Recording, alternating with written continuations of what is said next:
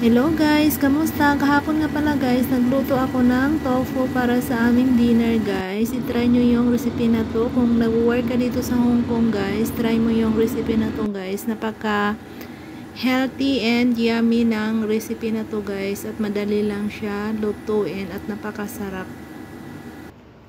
So, ito yung ating mga ingredients guys sa pagluluto ng tofu. Ito yung tofu guys.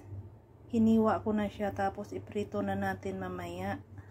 Tapos ito naman yung ating pork guys, na marinate ko na yan sa light soy sauce, tapos konting cornstarch guys. Tapos ito yung panggisa natin sa ating tofu.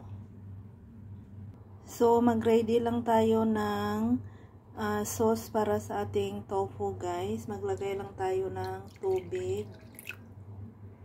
Tapos maglagay tayo ng konting cornstarch. Tapos lagyan natin ng light soy sauce guys. Tapos maglagay tayo ng oyster sauce, konti lang guys.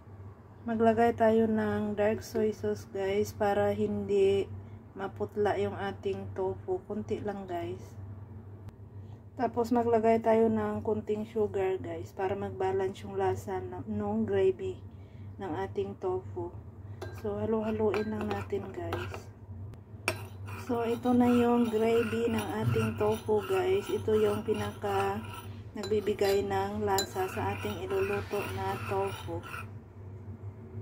So, isit aside lang muna natin yung ating gravy guys. Magprito muna tayo ng tofu. Mainit na yung ating kawali guys. Maglagay na tayo ng mantika. Prito na natin yung ating tofu guys.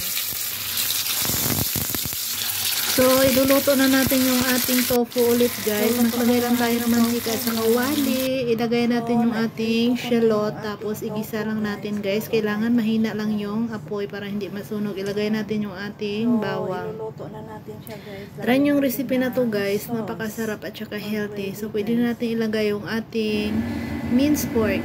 Konting minced pork lang guys. Para magkalasa lang yung ating tofu.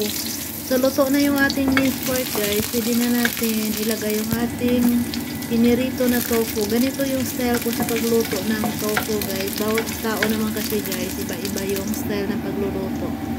So, ilagay na natin yung ginawa natin na gravy guys para sa ating tofu. Tapos, lagyan natin ng konting tubig para hindi masyadong malapot. So, pwede natin ilagay yung ating spring onion, yung ating chili. So, ganyan lang kasimple guys, magluto ng tofu. So, luto na yung ating tofu guys. Ready to serve na yung ating tofu. Try nyo yung recipe na to guys. Napaka-healthy and yummy ng recipe na to guys. At saka madali lang siya lutuin guys. So, tingnan nyo guys, napakasarap ng tofu. Pwede nyo rin siya lagyan ng medyo maanghang na, hindi ko alam kung ano yung tawag doon guys. So, luto na guys. Thank you for watching.